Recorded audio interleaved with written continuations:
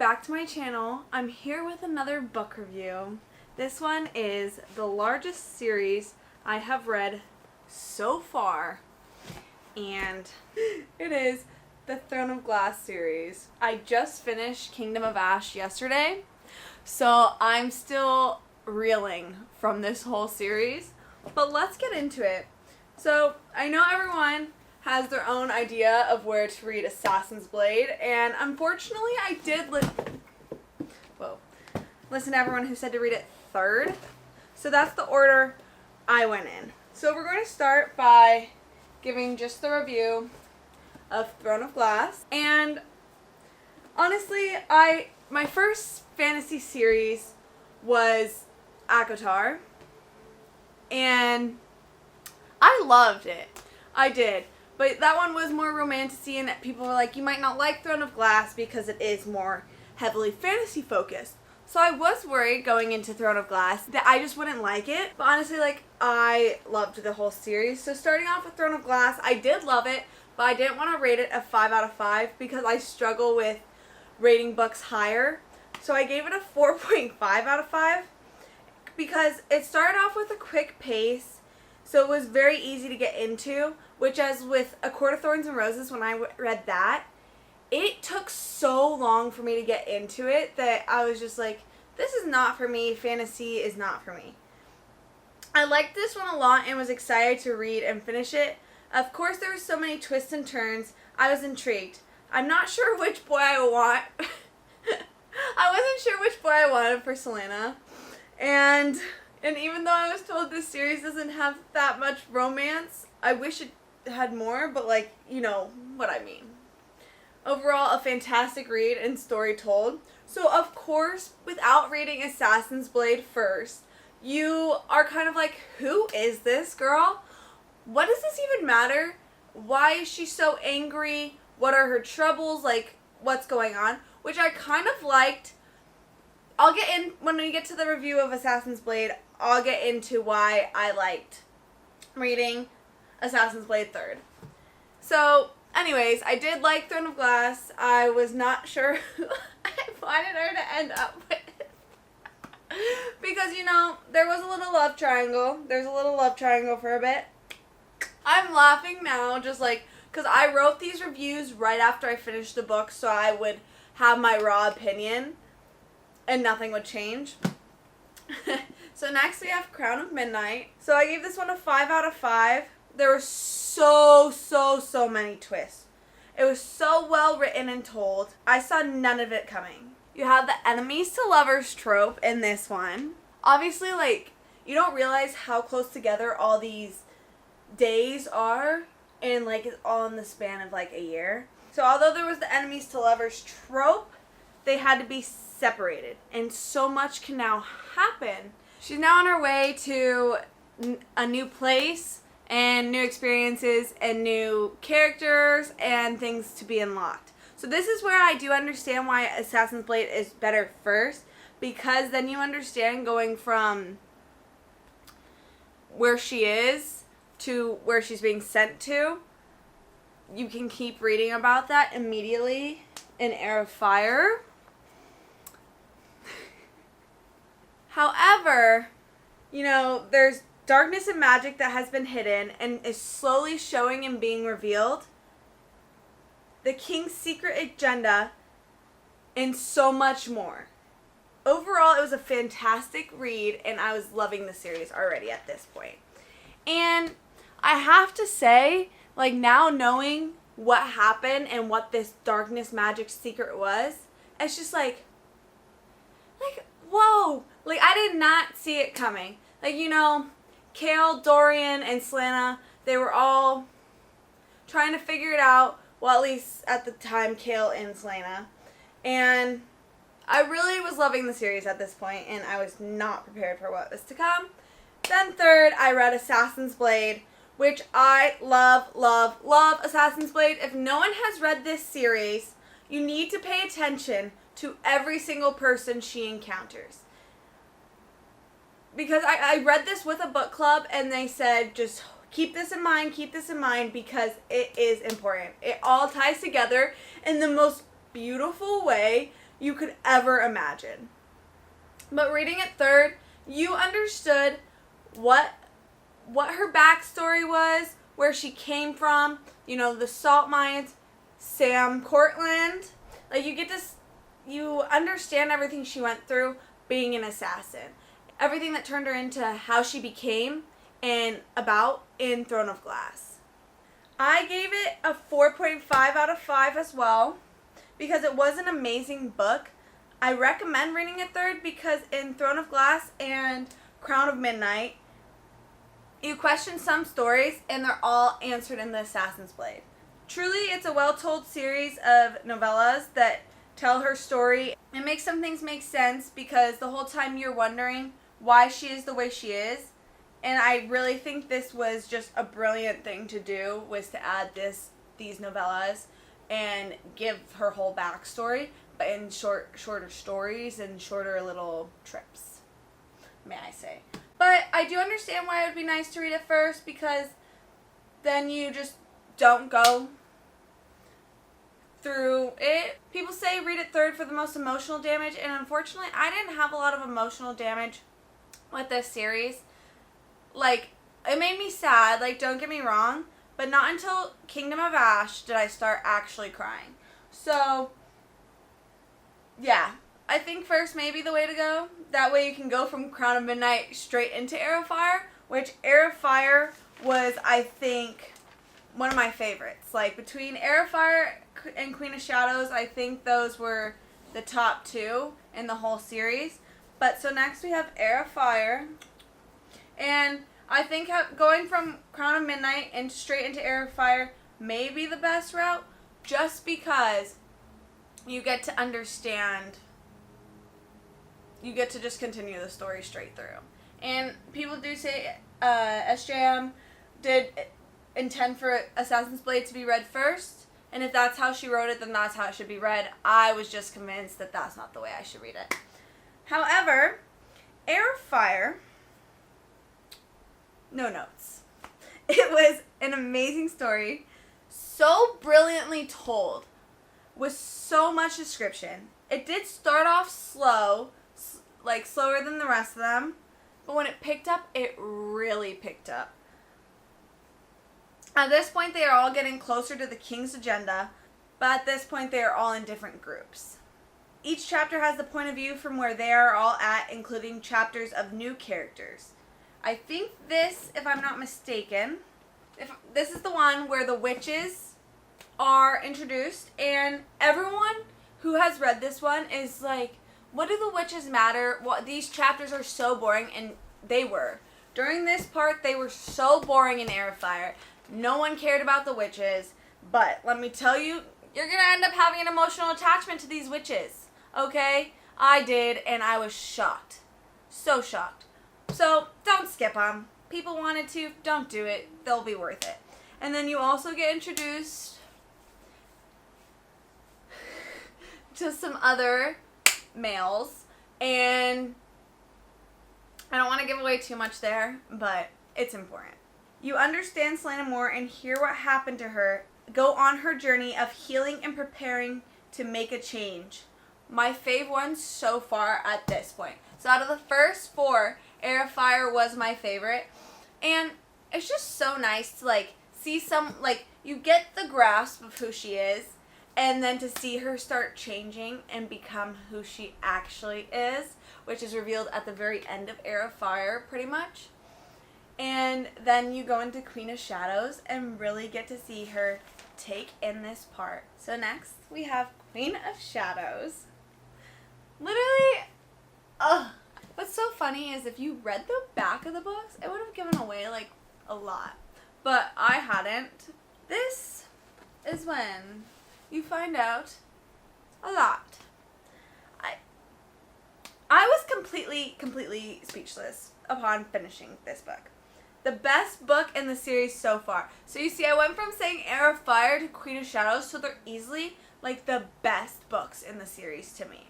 It was so action-packed and fast-paced throughout. So many plot twists, but also outcomes you wanted to happen happened. My emotions were all over the place while reading. left me hopeful for the outcome of the next books, but also worried and eager to continue. I just don't want any of the main group to get hurt. Also went through a love-hate relationship with Chaol and wanted Dorian to be good. And I loved Rowan. I'll just say it. Rowan is introduced in this book, and I just love him. Loved him. But Chaol needs to get off his power horse and take a step down. Because I loved his character, and then I was like, no, nobody.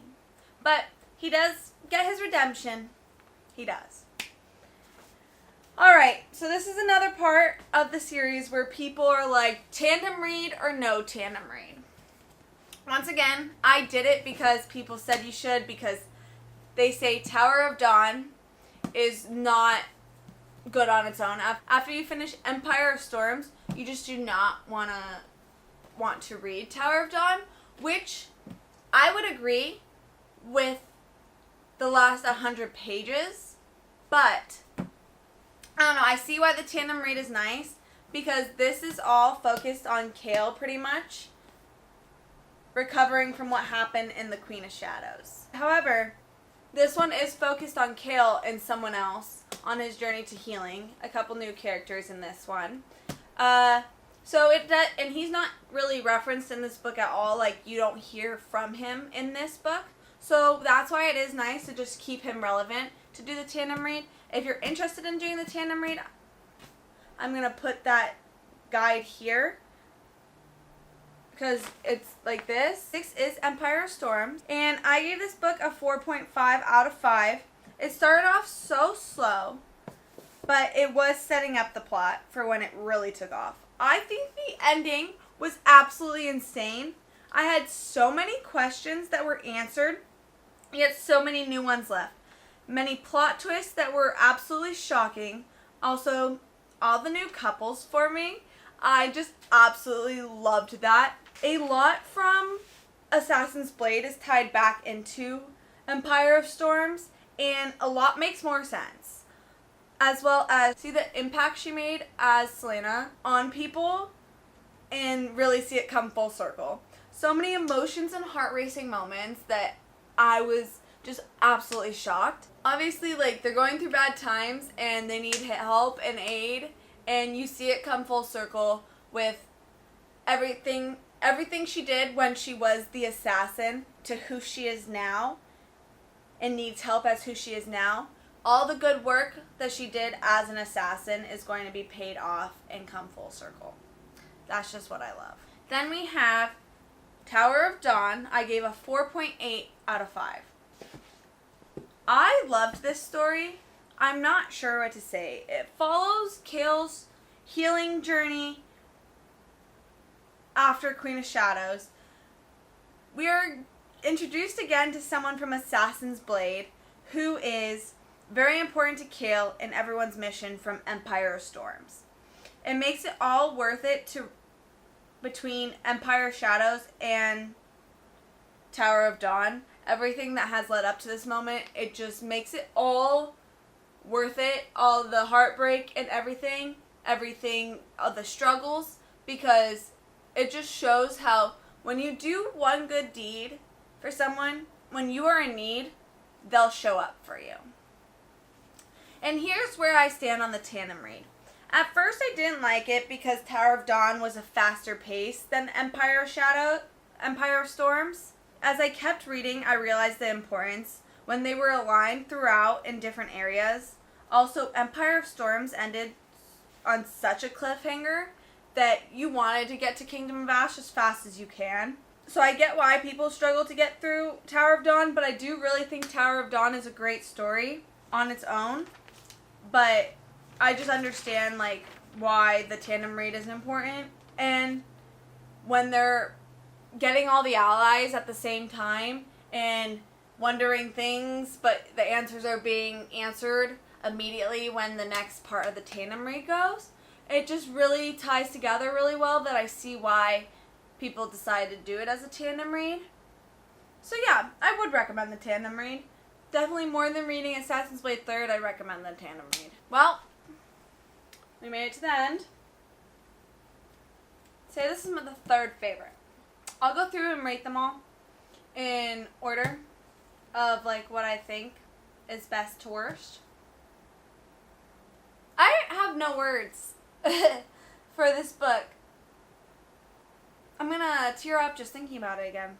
But I gave it a 5 out of 5.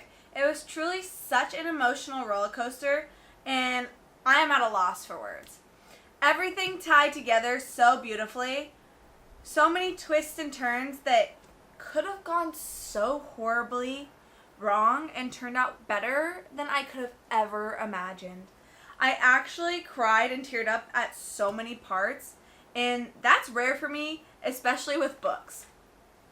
However, the reunions, heartbreak, everything was written so beautifully that you couldn't stop reading, and that's why you feel so much for these characters. Also, there was an ACOTAR reference, so I absolutely love that, but obviously in Empire of Storms and Tower of Dawn, the whole group is so split up that you don't know what's happening, and then they're all like getting closer to back together, except Dorian and Chaol are still, well, at least Chaol is still doing whatever, but then the whole group at the beginning of Kingdom of Ash gets split up for a reason, and then slowly, one by one, they all get back together. Like, first came Chaol's reunion with the main group, then Dorian came in, and then they made it to Adian and Manon. But everyone slowly got reunited, and watching them get reunited was so, so, so good. And, you know, there's just so much that's happening that I just don't know. And then everything ends so beautifully. Like, there's all the couples you wanted to be coupled up are coupled.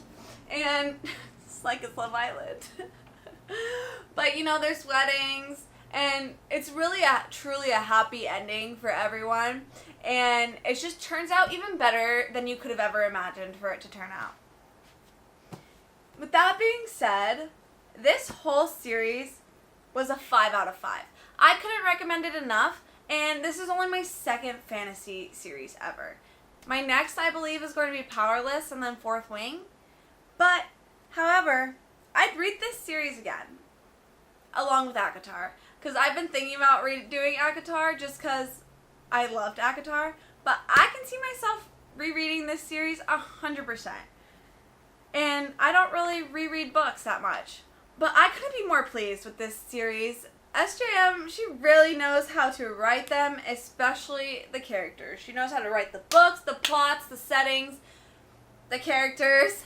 It is just all so well done that I really am blown away by the series, and I don't know what I expected, but it was not this. Like, this was truly, truly, truly so, so, so amazing and so well written that I couldn't imagine never have reading this before. But it is finally over, and I am sad about it, but I couldn't recommend it enough.